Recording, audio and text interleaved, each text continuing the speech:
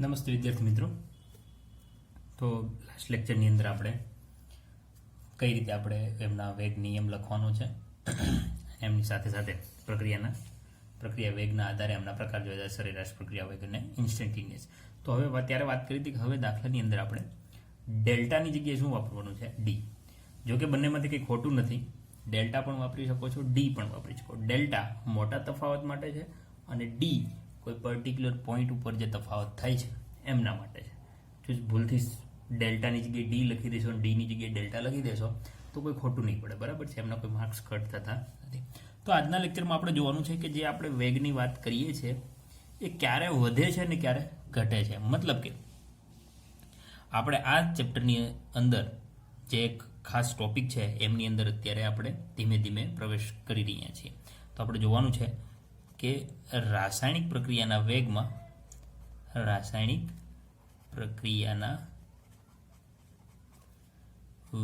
પર અસર કરતા પરિબળો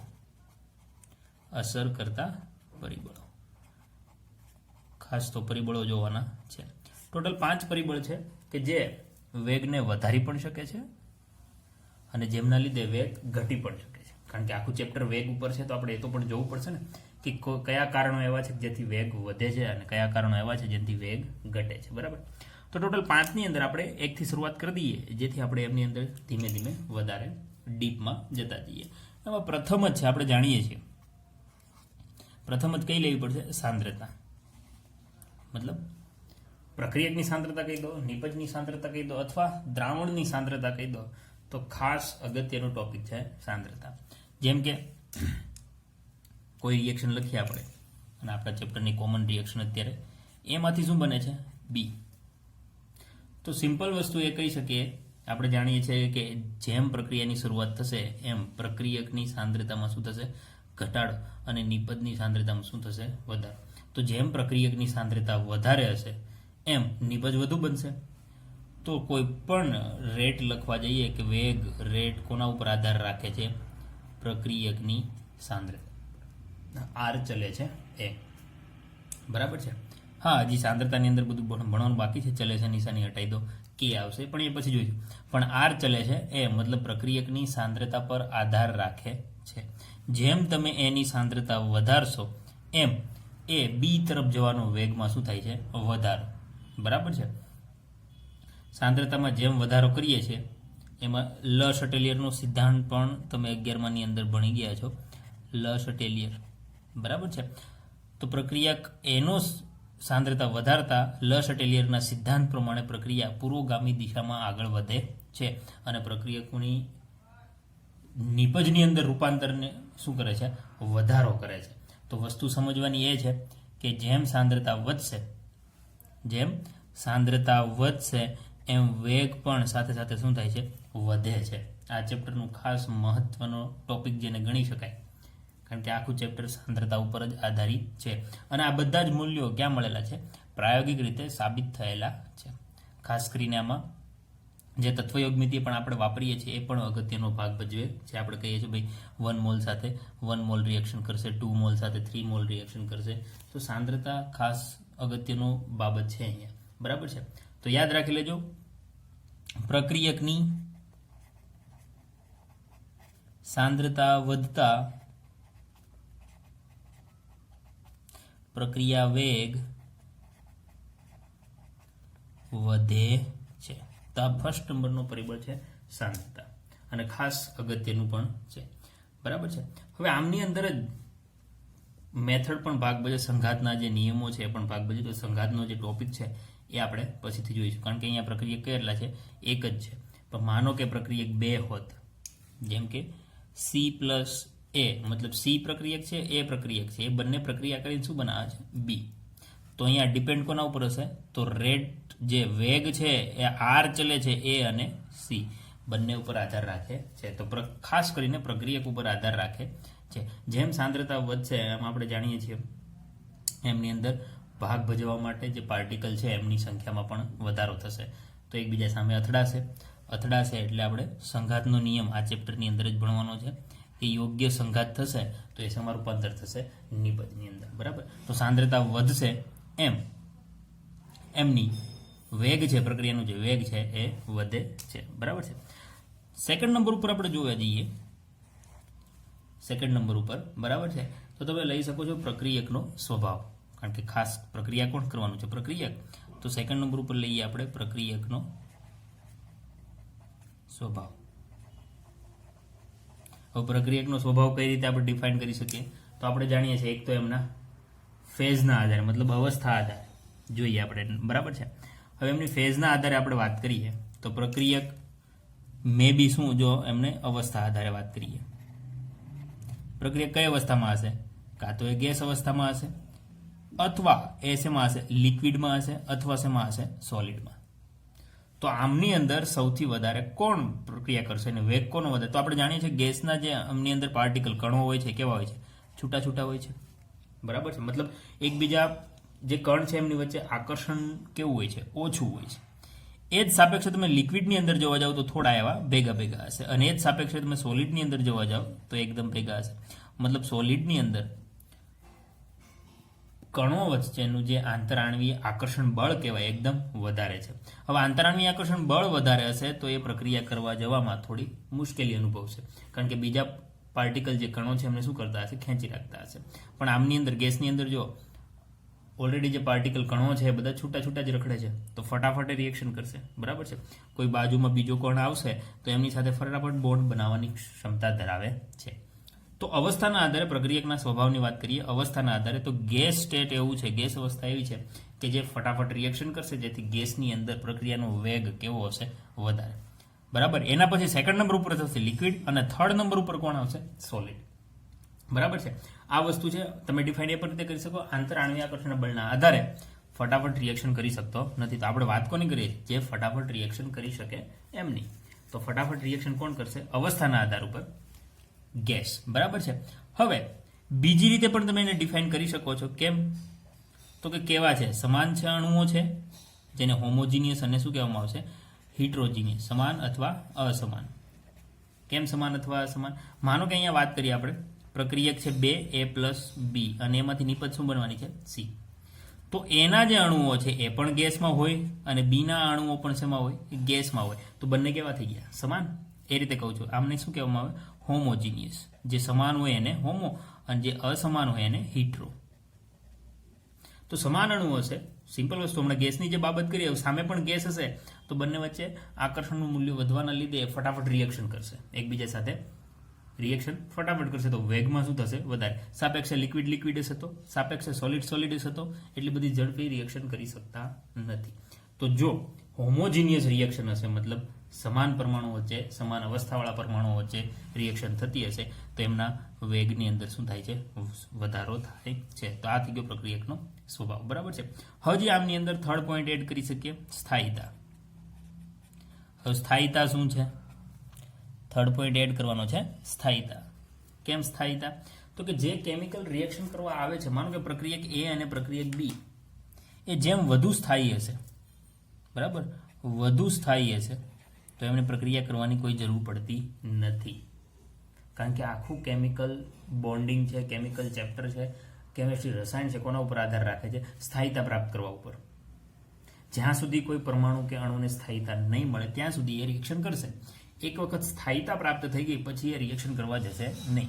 જેમ કે મારે 1 કરોડ રૂપિયા કમાવા છે, તો જ્યાં સુધી મને 1 કરોડ રૂપિયા નહીં મળે ત્યાં સુધી હું મહેનત કરીશ, પણ જેવા મને 1 કરોડ રૂપિયા મળી જશે તો હું મહેનત કરવાનું શું કરી દઈશ? મહેનત મતલબ છે કેમિકલ બોન્ડિંગ. બરાબર છે. તો વસ્તુ એ છે કે પરમાણુ સ્થાયી થઈ ગયો તો હવે એમને રિએક્શન કરવાની શું જરૂર છે? એમને કોઈ ઇલેક્ટ્રોનની જરૂર નથી. તો સ્થાયીતા જેમ વધશે એમ વેગમાં શું થશે? ઘટાડો. મતલબ કે આપણે એ જોવાનું છે કે પરમાણુ હંમેશા કેવો રહેવો જોઈએ? અસ્થાયી. એમની પાસે કોઈકની કમી હોવી જોઈએ. જેમ કે આપણે નોબલ ગેસની વાત કરીએ, બરાબર, હિલિયમ છે, આર્ગોન છે, ક્રિપ્ટોન છે, ઝેનોન છે, રેડોન છે, આ બધા શું છે? Noble gas. ઉમદા વાયુ કેમ કહેવામાં આવે છે? કારણ કે આમની બાહ્ય કક્ષામાં સંપૂર્ણ ઇલેક્ટ્રોન, એ બધા સ્થાયી ગેસ છે, એમને કોઈ સાથે ઇલેક્ટ્રોનની આપ-લે કરવાની જરૂર પડતી નથી. તો આ બધા પ્રક્રિયા કરતા નથી. બરાબર. સમૂહ 18 પ્રક્રિયા કરતો નથી, એ તો એ સ્થાયી છે. હવે જે પ્રક્રિયા જ નહીં કરે તેમાં વેગ શું માપવાનો? એમનો વેગ હોતો નથી. તો જેમ અસ્થાયી હશે, બરાબર છે, જેમ કેમિકલ અથવા પ્રક્રિયક જે ભાગ લે છે એ અસ્થાયી હશે એમ વેગમાં પણ શું થશે? વધારો. સમજણ પડે છે? તો કેમિકલ બોન્ડિંગના આધારે આપણે કહીએ કે રેટ ઓફ જે રિએક્શન છે, પ્રક્રિયાનો વેગ છે ROR, એ ડાયરેક્ટલી પ્રોપોર્શનલ કોના સમપ્રમાણ? 1 સ્ટેબિલિટી, વ્યસ્ત પ્રમાણમાં છે. સ્ટેબિલિટી એટલે સ્થાયીતા. બરાબર છે. જો સ્ટેબિલિટી વધશે તો વેગ ઘટશે, જો સ્ટેબિલિટી ઘટશે તો વેગમાં શું થશે? વધારો. તો પ્રક્રિયકના સ્વભાવ પ્રમાણે 3 પોઈન્ટ મેં તમને સમજાવ્યા. અવસ્થા, રિએક્શન કયા પ્રકારની છે, હિટ્રોજેનિયસ કે હોમોજીનિયસ. જો હોમોજીનિયસ હશે તો વેગ વધારે હશે, હોમોજીનિયસની અંદર વેગ વધારે હોય છે. અને સ્થાયીતાની બાબતની વાત કરીએ તો જેમ પરમાણુ અસ્થાયી હશે એમ રિએક્શન વધારે થશે, વેગથી વધારે થશે. બરાબર છે. તો હવે થર્ડ નંબરના પોઈન્ટ તરફ આગળ વધીએ. તો થર્ડ નંબરનો પોઈન્ટ પણ અગત્યનો છે, જે આપણે ઉદ્દીપકની અંદર મદદ કરે છે. તો થર્ડ નંબરનો પોઈન્ટની વાત કરીએ છીએ. લખો ભાઈ, થર્ડ નંબર છે પદાર્થની અવસ્થાની તો આપણે વાત કરી દીધી, સપાટીનું ક્ષેત્રફળ અથવા ખાલી ક્ષેત્રફળ પણ તમે કહી શકો છો. ક્ષેત્રફળ ભાઈ શું છે ક્ષેત્રફળ? તો સિમ્પલ વસ્તુ, મારે કોઈક પ્રક્રિયા કરાવી છે, જેમ કે શિયાળાની અંદર મારે તાપણું કરવું છે, આગ લગાવી છે, તો મારી પાસે લાકડાનું એક આખું મતલબ કે ઝાડ જ છે કટિંગ કરેલું, જેને આપણે થડ કહી શકીએ. તો હું ડાયરેક્ટ થડને સળગાવીશ કે થડના નાના નાના ટુકડા કરીશ ને એમને સળગાવીશ? કારણ કે ઝડપથી કોણ સળગશે? નાનો નાનો ભાગ. બરાબર છે. મતલબ ટુકડા નાના કરી દીધા, તેનું ક્ષેત્રફળમાં શું થયો? વધારો. જેમ કે પહેલા થડ આ રીતે છે, બરાબર છે. જ્યારે એને સળગાવશો ત્યારે એમની જે બહારનો ભાગ, સપાટીનો ભાગ કહી શકાય, જે ઉપરનો છે એ જ સળગશે. પણ આમના ટુકડા કરી દઉં તો એમના ક્ષેત્રફળમાં શું થશે? વધારો. કારણ કે અંદરના ભાગના પણ ટુકડા થાય છે. કોઈ પણ વસ્તુ આપણે ક્યાં વાપરીએ છીએ? પાવડર સ્વરૂપમાં વાપરીએ છીએ. બરાબર ને? કારણ કે પૂરેપૂરી વસ્તુ આપણે વાપરતા નથી. જેમ કે ખાંડને મારે ઓગાળવી હોય તો ખાંડના ટુકડા, સાકરને ઓગાળું કે સાકરના ભૂકાને કરી દઉં. બરાબર છે. તો ભૂકો કરી દઈશ તો વધારે રિએક્શન કરશે, કારણ કે એમની ક્ષેત્રફળની સપાટી વધી ગઈ. આ થઈ જશે ખાંડનો ટુકડો, અને આમનું પાવડર કરી દો તો એકદમ બારીક ઘણો થઈ જશે. તો વધારે પ્રક્રિયા કરવા કોણ આગળ આવશે? ટુકડા કરતા. કારણ કે ટુકડો માત્ર ઉપરના ભાગમાં જ પ્રક્રિયા કરી શકે છે, અંદરના ભાગ સાથે ડાયરેક્ટલી પ્રક્રિયા કરી શકતો નથી. પણ પાવડર સ્વરૂપમાં હશે તો હરેક ભાગ સરખી રીતે પ્રક્રિયા કરે છે. તો ક્ષેત્રફળ જેમ વધારે હશે એમ રિએક્શન ઝડપથી થશે. બરાબર છે. તો એ રીતે જે ઘન આપણે જે લઈએ છીએ, સોલિડ લઈએ છીએ, એમાં પાવડર સ્વરૂપમાં પ્રક્રિયા હોય તો એ વધારે વેગ ઝડપી બનાવે છે. બરાબર છે. તો ક્ષેત્રફળ જેમ વધે એમ વેગ પણ સાથે સાથે શું થાય છે? વધે છે. બરાબર છે. તો સપાટીનું ક્ષેત્રફળ વધારે હોવું જોઈએ. આપણી પાસે ઉદાહરણ પણ છે હેબર વિધિનું. હેબર વિધિ એટલે કે એમોનિયાનું ઉત્પાદન, NH3નું. તો એમની અંદર N2 અને H2 ની પ્રક્રિયા કરાવીને શું બનાવવામાં આવે છે? એમોનિયા. તો એમની અંદર Fe છે વાપરવામાં આવે છે, પ્રક્રિયા વેગ વધારે છે. હવે Fe ના ટુકડા લેવામાં આવતા નથી. Fe નો શું લેવામાં આવે છે? પાવડર, કે જેથી પ્રક્રિયાના વેગમાં વધારો કરી શકાય છે. તો જેમ ક્ષેત્રફળ વધશે એમ વેગમાં શું થશે? વધારો. કારણ કે ક્ષેત્રફળ ઓછું હશે તો ઓછો ભાગ એવો હશે કે જે પ્રક્રિયામાં આગળ વધશે. જેમ કે આપણે ફરી પ્રક્રિયા લઈ લઈએ, એ માંથી શું બને છે? B. બરાબર છે. તો એના ટુકડા નાખી દઈએ. માનો કે પાણીની અંદર દ્રાવણ બનાવું તો એનો ટુકડો નાખી દઉં પાણીમાં, તો આપણે વધારે હલાવવો પડશે. પણ પહેલેથી જ આ જે એ છે એમનું પાવડર કરી નાખું તો પાવડર પાણીની અંદર ફટાફટ દ્રાવ્ય થશે. તો વેગમાં શું થશે? વધારો. તો સપાટીનું ક્ષેત્રફળ એટલે કે ક્ષેત્રફળ જેમ વધશે એમ એના વેગમાં શું થાય છે? વધારો કરી શકાય છે અથવા વધારો થાય છે. બરાબર છે. રિએક્શન માટે સરફેસ એરિયા વધારે હોવો જોઈએ. અહીંયા ઓછો છે, અહીંયા શું થશે? વધી જશે. તો થર્ડ નંબરનો ટોપિક હતો ક્ષેત્રફળ. તો ક્ષેત્રફળની બાબતમાં કહી શકીએ કે જેમ પ્રક્રિયકનું ક્ષેત્રફળ એટલે કે મોસ્ટલી પાવડર સ્વરૂપમાં હશે તો એમનો વેગ કેવો હશે? વધારે હોય છે. ચલો ભાઈ, ફોર્થ નંબરના પોઈન્ટ ઉપર આગળ વધીએ. ફોર્થ નંબરનો પોઈન્ટ છે ખાસ અગત્યનો છે. એના પછી ચલો હું ચેન્જ કરી નાખું છું. ફોર્થ નંબર ઉપર હું લઈ લઉં છું ટેમ્પરેચર, તાપમાન. લાસ્ટમાં આપણે ફિફ્થ નંબરમાં આપણે ખાસ અગત્યનો ટોપિક છે જોઈ લઈએ. તાપમાન છે, દબાણ પણ અહીંયા વાત કરી શકો છો. બરાબર છે. એ બધું એક જ થઈ જશે. હવે તાપમાન વધારવાથી આપણે જાણીએ છીએ મોસ્ટલી જે વસ્તુ આપણે કોઈ પ્રક્રિયા કરાવી હોય તેને આપણે ગરમ કરીએ છીએ. જેમ કે પાણીની અંદર ખાંડ ઓગળતી નથી, તો તો શું કરશું, એમને પાણીને આપણે ગરમ કરશું. તો અહીંયાથી જ ખબર પડી જશે કે ભાઈ જેમ તાપમાન વધે એમ વેગમાં ઓટોમેટિકલી શું થશે, વધારો. તો વધારે ડીપમાં જવાની જરૂર જ નહીં પડે, કારણ કે આપણે જાણીએ છીએ મોસ્ટલી રિએક્શન એવી ઘરની અંદર પણ હશે કે જેમની અંદર તાપમાન આપવાથી રિએક્શન કે વેગ કેવો થાય છે, વધી જાય છે. મેં એક ખાસ ઉદાહરણ આપી દીધું કે પાણીની અંદર ખાંડ ઓગળતી નથી, તો આપણે એને શું કરશું, ગરમ કરશું. તો એ રીતે તાપમાન વધારશો ત્યારે પ્રક્રિયા વેગ મોસ્ટલી શું થાય છે, વધે છે. હવે આવું કેમ થાય છે એ હું નેક્સ્ટ ટોપિક છે એમની અંદર પણ તમને સમજાવીશ ને અહીંયા તમને ફરી વાર કહી દઉં છું. કારણ કે તાપમાન વધશે તો અણુની અંદર મતલબ કહી શકો ને ભાગદોડ થઈ જશે. જ્યારે એ અને બીના પરમાણુ ભેગા થઈને શું બનાવવાના છે, સી. હવે આ બંનેને પરમાણુઓને અથડાવવું જરૂરી છે તો જ નિપજ મળશે. પણ જો આ બંનેનું તાપમાન વધારી દો તો એ અણુ, આ માનો કે પાર્ટિકલ છે એ અને બીને, તો આમની અંદર તાપમાન વધતા શક્તિમાં શું થશે, વધારો. હવે શક્તિ વધે તો આપણે જાણીએ છીએ આપણી શક્તિ વધે તો પણ આપણે શાંતિથી બેસી નથી શકતા. તો પરમાણુમાં પણ આવું છે કે પરમાણુની જ્યારે શક્તિ વધે ત્યારે વધારે આંદોલન કરે, બરાબર છે. એકબીજા સાથે વાઇબ્રેશન વધી જાય અને વાઇબ્રેશન વધશે, અથડામણ તો વધશે. અને જેમ અથડામણ વધશે એ બીના પરમાણુ અથડાવવા જોઈએ. આ ચેપ્ટરનો ખાસ નિયમ તમે કહી શકો, જેને સંઘાતના નિયમ કહેવાય. જ્યાં સુધી પ્રક્રિયા એકબીજા સાથે અથડાશે નહીં ત્યાં સુધી એ નિપજની અંદર ટ્રાન્સફર થતા નથી, બરાબર છે. તો વસ્તુ એ છે કે પરમાણુ સીધી રેખામાં, અને એમાં ખાસ આપણે ગેસની વાત કરી કે ગેસ ફેઝની અંદર એમનો વેગ સૌથી વધારે હોય. તો વાયુને તમે ફટાફટ ગરમ કરો તો એનો પરમાણુ વધારે પડતા ભાગદોડ મચાવી દેશે અને ભાગદોડમાં એકબીજા સાથે શું થશે, અથડાશે. અને અથડાશે તો એ શેમાં રૂપાંતર થશે, નિપજની અંદર, બરાબર છે. તો તાપમાન વધવાની સાથે વાયુ અથવા કોઈ પણ પાર્ટિકલની અંદરની એમની જે શક્તિ છે એમાં શું થાય છે, વધારો. અને શક્તિમાં વધારો થવાના લીધે વાઇબ્રેશન થશે, આંદોલન સ્થિતિમાં આવશે, આંદોલનના લીધે સંઘાત થશે અને સંઘાતના લીધે એ નિપજમાં રૂપાંતર થાય છે. તો જેમ તાપમાન વધારશો એમ નિપજ વધે છે, બરાબર છે. વધારામાં ખાસ મદદરૂપ છે. મેં ઉદાહરણ આપ્યું તેમ ઠંડા પાણીમાં નાખેલી ખાંડ દ્રાવણનું તાપમાન વધારતા ઝડપથી સંપૂર્ણપણે ઓગળી જાય છે. તો એવા બીજા ઘણા બધા ઉદાહરણ છે. ઉષ્માક્ષેપક અને ઉષ્મા શોષક પ્રક્રિયાના માટે પણ છે. ઉષ્મા શોષક પ્રક્રિયા હશે તો એમાં તાપમાનની ખાસ જરૂર પડે છે. પ્રક્રિયા કઈ હોય, ઉષ્મા શોષક. એવી પ્રક્રિયા જેમાં ઉષ્માની જરૂર પડે છે. ઉષ્મા મતલબ કોણ છે, તાપમાન, બરાબર. તો એવી પ્રક્રિયા કે જેમાં ઉષ્માની જરૂર પડે છે એટલે કઈ થઈ ગઈ, ઉષ્મા શોષક, જેને બહારથી આપણે તાપમાન આપવું પડે છે. તો એવી પ્રક્રિયા ખાસ તાપમાનના વધારા સાથે વેગમાં વધારો કરે છે.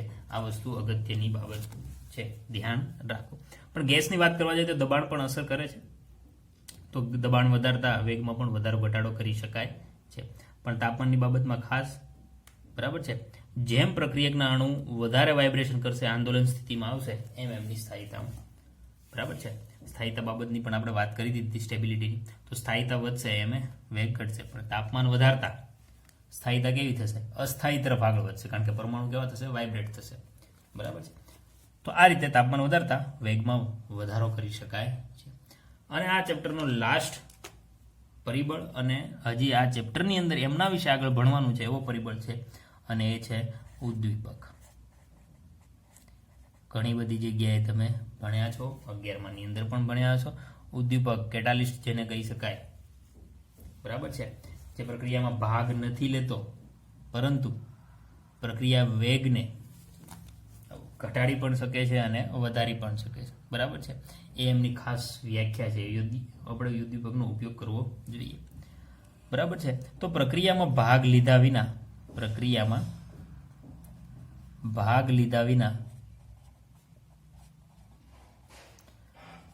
પ્રક્રિયાને બંને તરફથી, બરાબર છે, બંને તરફથી અસર, મતલબ એ વેગ વધારી પકડી શકે છે અને વેગ ઘટાડી પણ શકે છે. આપણે સિલેક્ટેડ પ્રક્રિયક લેવો પડે. પણ ખાસ કરીને પ્રક્રિયાના વેગ વધારવા માટે આપણે ઉદ્દીપકનો ઉપયોગ કરીએ છીએ, કારણ કે મોસ્ટલી રિએક્શનમાં આપણે વેગ વધારવાનો જોઈએ છે. કોઈ પણ એવી રિએક્શન હોતી નથી જેમાં વેગ ઘટાડવો પડે, બરાબર છે. તો પ્રક્રિયાને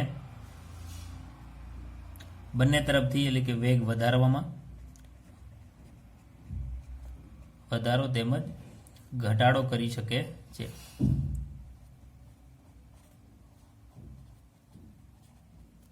પ્રક્રિયામાં ભાગ લીધા વિના, મતલબ તમે જેવો પ્રક્રિયક સાથે મિક્સ કરશો એ પ્રક્રિયા જેવી નિપજ મળી જશે ત્યારે અંતમાં તમને એ રીતે જેવો તમે નાખેલો છે એ રીતે જ તમને પ્રાપ્ત થશે. તો ઉદ્દીપકનું ખાસ કરીને કાર્ય શું છે, તો એ શું કરે છે જેથી પ્રક્રિયાનો વેગ વધી જાય છે, બરાબર છે, એ પણ આપણે જોઈએ. તો મેં એમ કીધું કે શું એ ઉદ્દીપક શું કરે છે, તો ઉદ્દીપક છે એ સક્રિયકારક એનર્જીમાં સક્રિયકારક ઉર્જા જેને EA વડે દર્શાવવામાં આવે છે, એક્ટિવેશન એનર્જી શું કરે છે, એમાં ઘટાડો કરે છે. હવે શું છે સક્રિયકારક એની મેં તાપમાનની વાત કરી, મેં કીધું હતું ભાઈ આગળ કે તમને સમજાવીશ. ઘટાડો કરે છે. શું છે સક્રિયકારક એનર્જી, એ હું તમને એક ઉદાહરણ દ્વારા સમજાવું. હજી આ આખો ટોપિક આપણે ભણવાનો જ છે, એટલે વધારે ડીપમાં અત્યારે તમને હું લઈ જતો નથી, બરાબર. શું છે સક્રિયકારક એનર્જી એ આપણે થોડું માહિતી મેળવી લઈએ. હવે જેમ કે આપણે ઘરની જ વાત કરીએ, આપણે ચા બનાવી હોય તો આપણે એક તપેલીની અંદર દૂધ, પાણી, ચા અને ખાંડ મિક્સ કરી દઈશું અને ભાઈ આપણે મૂકી દીધું, તો શું ચા બની જાય છે? નથી બનતી, કારણ કે રૂમનું તાપમાન કેટલું હોય છે? મેક્સિમમ 25 થી 27 ડિગ્રી. ત્યાં આપણે શું આપવું પડે છે? તાપમાન. તો પોઈન્ટ આવી ગયો ભાઈ, તાપમાન વધારતા વેગમાં શું થાય છે? વધારો. કારણ કે વેગમાં વધારો થયો તો જ આપણે ચા પીવા લાયક મળશે, નહીં તો બધી વસ્તુ અંદર તમે મિક્સ કરી દીધી છે, એ જ હાલતમાં કલાક 1.5 કલાક મૂકી રાખશો તો ચા બનશે નહીં, બરાબર ને.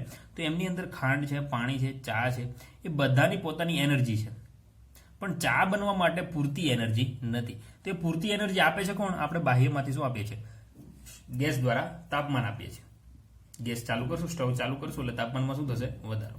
તો એ જે તાપમાનમાં વધારો કર્યો એને આપણે સક્રિયકારક ઉર્જા તરીકે હું તમને ડિફાઇન કરી શકું. જેમ કે એ બાજુ પ્રક્રિયક છે, વચ્ચે તાપમાનનો ગેપ છે અને અહીંયા બી નિપજ છે. સમજો મારી વાતને. જેમ કે મેં અહીંયા રાખી દીધા ચા, બરાબર ને, ચા પત્તી લઈ લીધી, પાણી લઈ લીધું, દૂધ લઈ લીધું અને ખાંડ પણ નાખી દીધી. આ થઈ ગયા આપણે પ્રક્રિયા.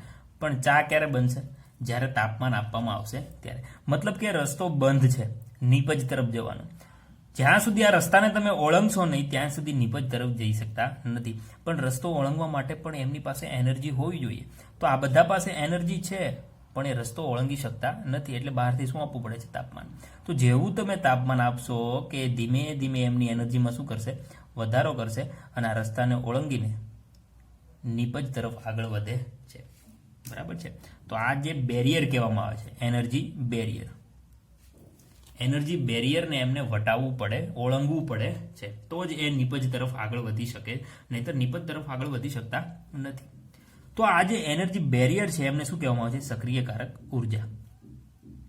તો ઉદ્દીપકનો જ્યારે ઉપયોગ કરશો તો એ શું કરશે? આ જે બેરિયર છે, સક્રિયકારક ઉર્જાનો ગેપ છે, એમને શું કરશે? ઘટાડી દેશે. મતલબ તાપમાન આપણે કેવું આપવું પડશે? ઓછું. માનો કે હવે આવું કરી દઉં, જેમ કે ચા, ખાંડ, પાણી લઈ લીધું છે, બરાબર છે, વચ્ચે એનર્જી ગેપ છે અને અહીંયા છે નિપજ. આ ગેપની સાપેક્ષે આ ગેપનું મૂલ્ય શું થયું? ઘટી ગયું. તો જે પરમાણુને ઉપર સુધી જવું પડતું હતું હવે ટૂંકમાં નીચેથી નિપજ તરફ જઈ શકે. મતલબ આટલું બધું તાપમાન આપવું પડતું નથી. કેમ? તો કે ઉદ્દીપકનો ઉપયોગ કરવાથી આ ગેપ જે છે મોટો હતો એને શું કરી દીધો છે? નાનો કરી દીધો છે. ખાસ કરીને જેમ કે આટલો ગેપ થઈ જાય તો એ અહીંયા છે, બી અહીંયા છે, તો એના પરમાણુ આસાનીથી ઓળંગીને ક્યાં જતા રહેશે? નિપજ તરફ આગળ વધી શકે છે. તો ઉદ્દીપક એટલે શું કીધું? સક્રિયકારક ઉર્જામાં શું કરે છે? ઘટાડો. આ જે ગેપ છે એમાં મૂલ્યમાં શું કરશે? ઘટાડો. જેથી પ્રક્રિયકના જે પરમાણુ છે, બરાબર છે, એમને વધારે ઓળંગવા આગળ જવું પડશે નહીં. અને ઓળંગવા આગળ જવું પડે એનો મતલબ શું? એનર્જી મેળવવી પડે. કોઈ પણ વસ્તુને ચાલુ હોય તો એનર્જી હોવી જોઈએ. તો ખાંડ, પાણી, દૂધ છે એમને આટલો ગેપ પાર કરવો પડશે. પણ જ્યારે ઉદ્દીપકનો ઉપયોગ કરશું તો આ ગેપનું મૂલ્ય અહીંયા સુધી ઘટી જશે. તો હવે એ પરમાણુ ઓછી ઉર્જાએ પણ, ઓછા તાપમાને પણ નિપજની અંદર પરિવર્તન પામી શકે છે. તો આ છે સક્રિયકારક ઉર્જા. તો સક્રિયકારક ઉર્જા જેમ ઓછી હોય એમ પરમાણુ ફટાફટ, એટલે કે પ્રક્રિયા ફટાફટ શેમાં રૂપાંતર થઈ જશે? નિપજની અંદર. તો ઉદ્દીપક ખાસ મહત્વ ધરાવે છે.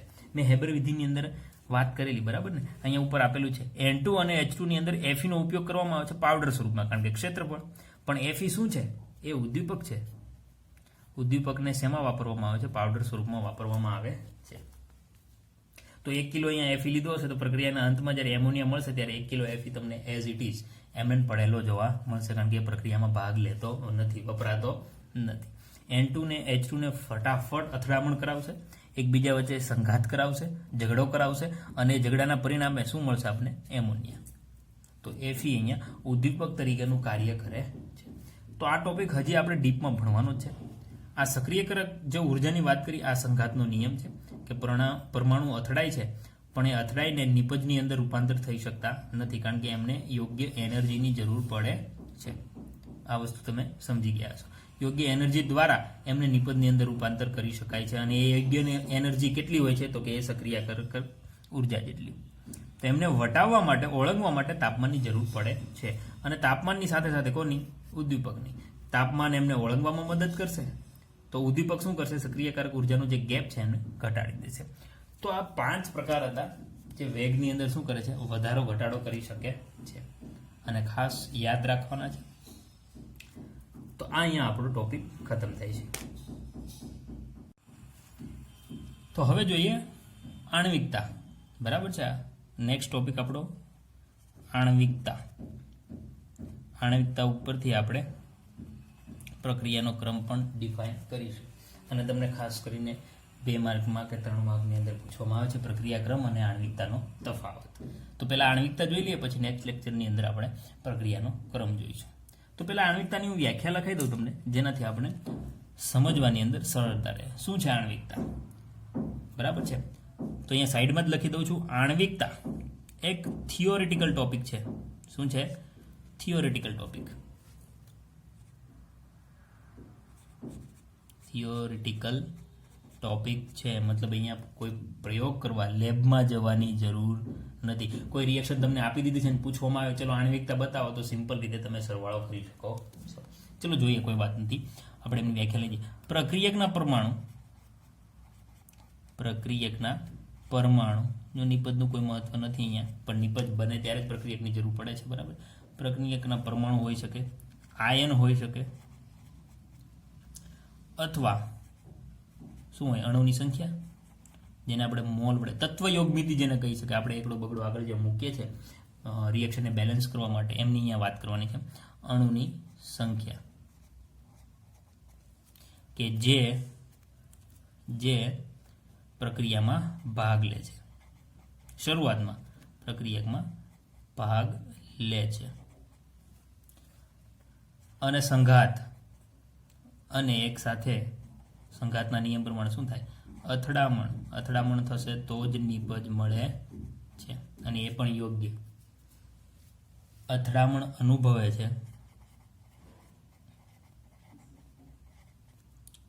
જેને પરિણામે શું મળે છે? નિપજ. તે પ્રક્રિયાની આણ્વિકતા કહે છે.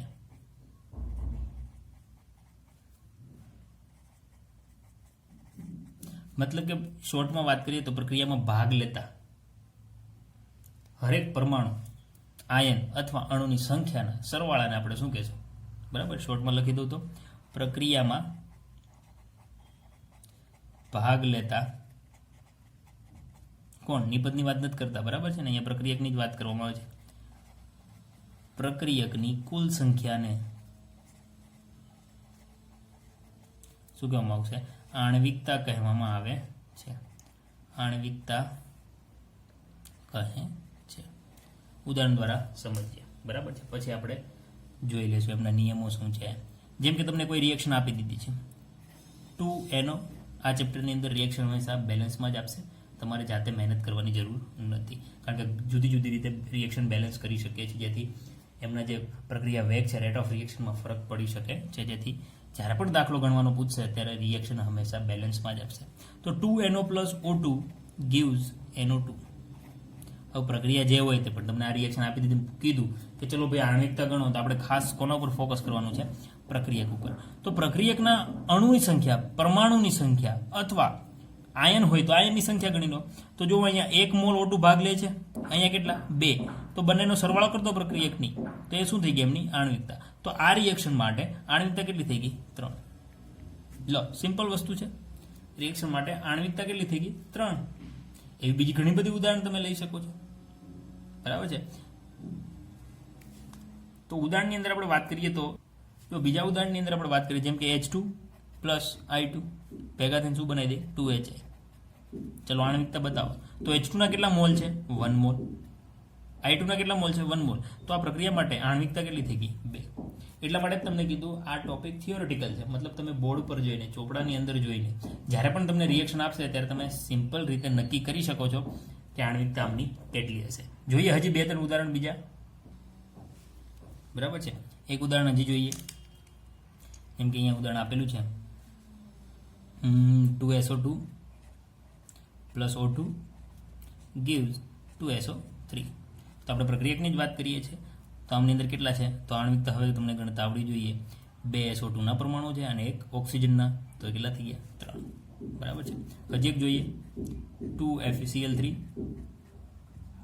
plus SnCl2 gives SnCl4 plus 2 FeCl. ચલો કેટલી છે? તો 2 ને 1 3. સિમ્પલ વસ્તુ છે. બરાબર.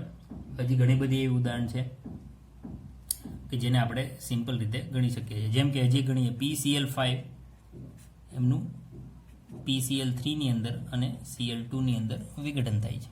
ચલો PCl5 એક જ પ્રક્રિયક છે, તો આ કઈ થઈ ગઈ 1. તો આ રીતે જ્યારે પણ પ્રક્રિયક એક હોય ત્યારે સમજી લેવાનું એ પ્રક્રિયા કઈ છે? વિઘટન પ્રક્રિયા છે. તો આ રીતે આપણે અહીંયા બતાવી શકીએ છીએ. તો જુઓ, હવે હું જે તમને કહેવા માંગુ છું, જેમની આણ્વિકતા 3 હોય એમને ટ્રાયમોલેક્યુલર પ્રક્રિયા કહેવામાં આવે છે. શું કહેવામાં આવશે? ટ્રાયમોલેક્યુલર.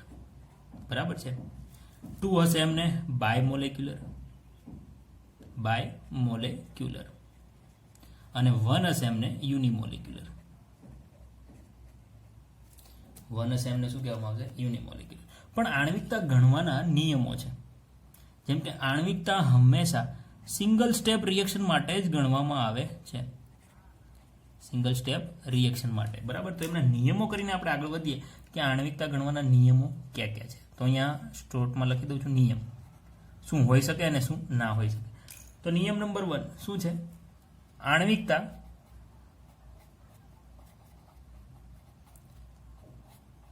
Single step reaction. Single step મતલબ શું છે? તો કાઉન્સમાં અહીંયા લખી દઉં છું. એક તબક્કામાં પ્રક્રિયા થતી હોય, એક તબક્કામાં પ્રક્રિયા થતી હોય, પ્રક્રિયા માટે જ ગણવામાં આવે છે. માટે જ ગણવામાં આવે છે. જેમ કે પ્રક્રિયા એક તબક્કામાં કઈ રીતે? જેમ કે A plus B ભેગા થઈને શું બનાવી દે? C.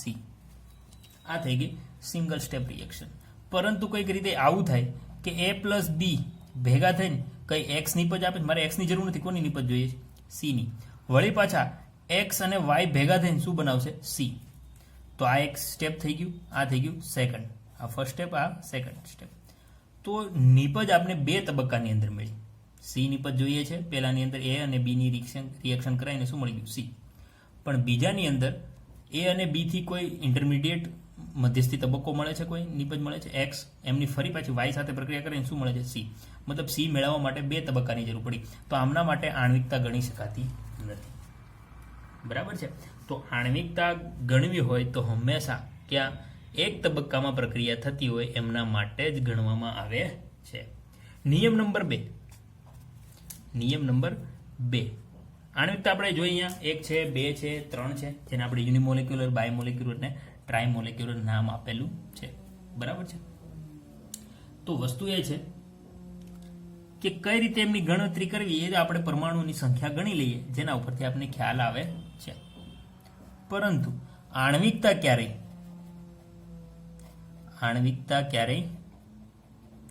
3 કરતા વધારે ના હોય.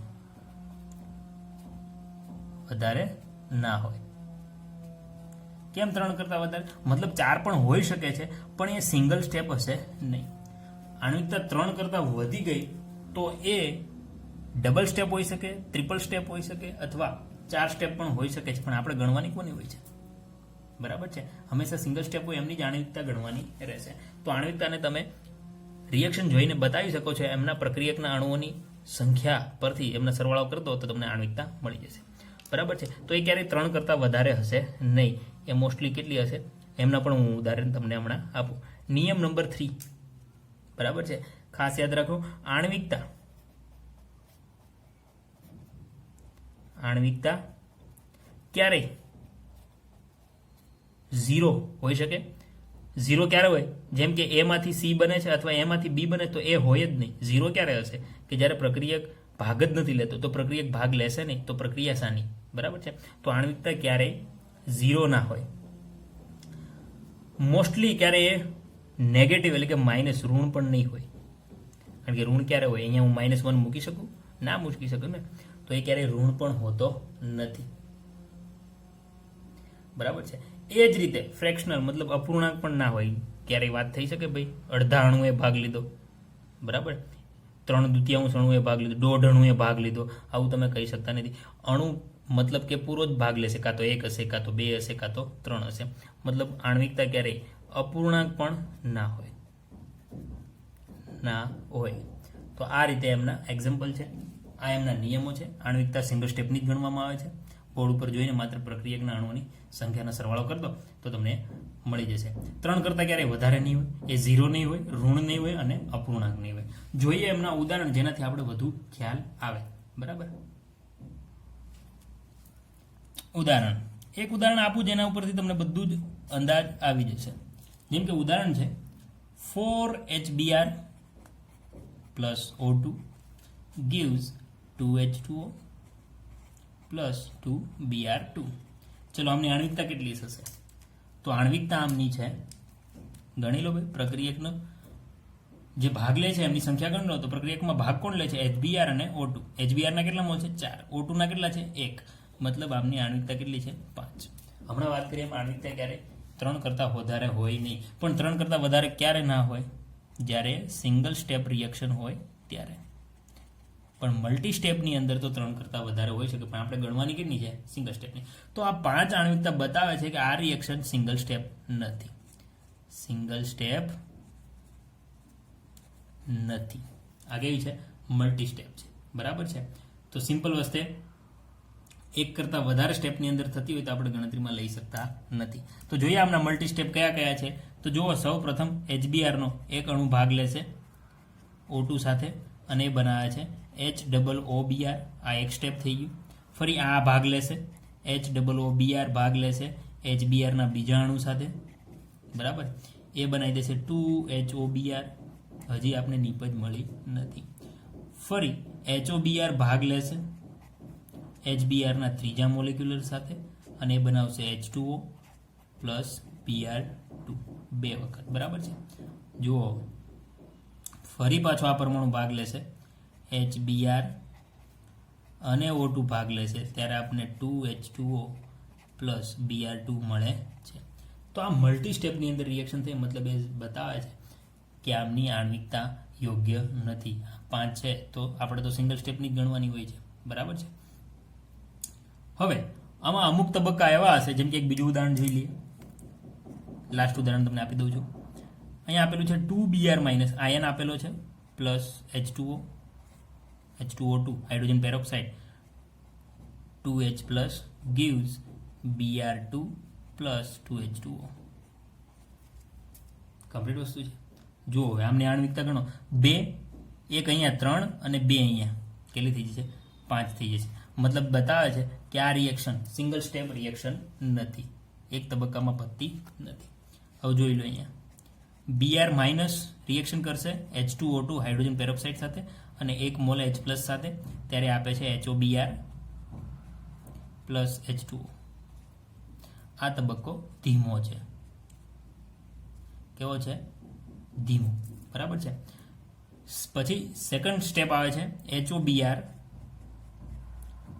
ફરી પાછા H મોલ એક સાથે પ્રક્રિયા કરશે અને Br માઇનસ સાથે પ્રક્રિયા કરશે ત્યારે મળશે Br2 પ્લસ H2O. બે સ્ટેપની અંદર આ રિએક્શન થાય છે. આ તબક્કો છે ફાસ્ટ, ઝડપી. તો અહીંયા આપણે હેડલાઇન કરી દો, ધીમો તબક્કો. ધીમો તબક્કો કેવો હોય છે? વેગ નિર્ણાયક તબક્કો હોય છે. વેગ નિર્ણાયક તબક્કો હોય છે. ભાઈ આપણે કેમ, તમે કહેશો સર આ તો ખોટું થાય ને ભાઈ, વેગ નક્કી કોણ કરે? જેટલા ઝડપી ચાલશો એમ વેગ વધારે. પણ ધીમો કોઈ તબક્કો હશે એ વેગ નક્કી કરે છે. સિમ્પલ રીતે સમજો, તમે બાઇક લઈને જાઓ છો ઓન રોડ ઉપર, આ રોડ છે, બરાબર, અહીંયાથી તમે બાઇક લઈને નીકળ્યા, તમારે અહીંયા પહોંચવાનું છે 1 કલાકની અંદર ટાઈમ જરૂરી છે. ડિસ્ટન્સ પણ લઈ લો 10 કિલોમીટર છે, બરાબર, 10 km. આ પોઈન્ટ ઉપર તમારે પહોંચવાનું છે. પણ રસ્તાની અંદર માનો કે 50 કિલોમીટર લઈ લો, જે પણ મને અહીંયા કંઈક હોટલ મૂકી દઈએ આપણે.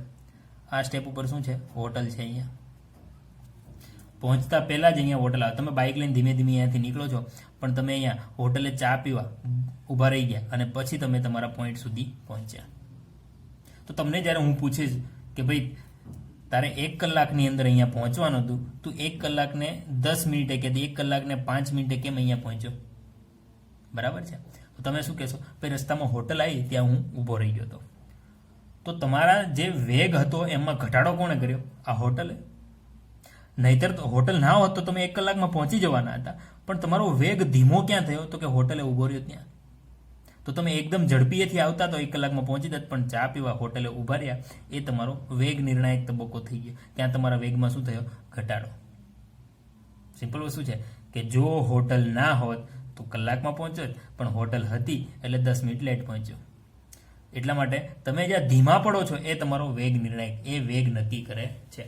ફૂલ સ્પીડ તો તમારી ટેક કરી જ લો છો તમે, અને તમને રાઈટ ટાઈમે તમને કોઈ ડેસ્ટિનેશન પર પહોંચાડી દેશે. પણ તમે જ્યાં ઊભા રહો છો એ તમારો તબક્કો કેવો થઈ ગયો? ધીમો તબક્કો. ત્યાંથી તમે સ્પીડ પકડાવી શકતા નથી. તેથી હંમેશા ધીમો તબક્કો વેગ નિર્ણાયક તબક્કો હોય છે. તો સરેરાશ 1 કલાક હતી તમારી પાસે, પણ હોટલના લીધે તમે 10 મિનિટ લેટ પહોંચ્યા, તો હોટલ એ ધીમા તબક્કાની અંદર ગણતરી થઈ ગઈ. તો વેગ નિર્ણાયક તબક્કો હંમેશા ધીમો તબક્કો ગણવામાં આવે છે. તો આ છે આણ્વિકતા. થિયોરિટિકલ ટોપિક છે, 3 કરતાં વધારે નહીં હોય, સિંગલ સ્ટેપની અંદર ગણતરી થશે. આ એમના નિયમો હતા. 0 નહીં હોય, ઋણ નહીં હોય અને અપૂર્ણાંક નહીં હોય. બરાબર છે. બોર્ડ ઉપરથી તમે સીધી રીતે જ્યારે પણ કોઈ રિએક્શન આપશે તો તમે એમની આણ્વિકતા ગણી શકો છો.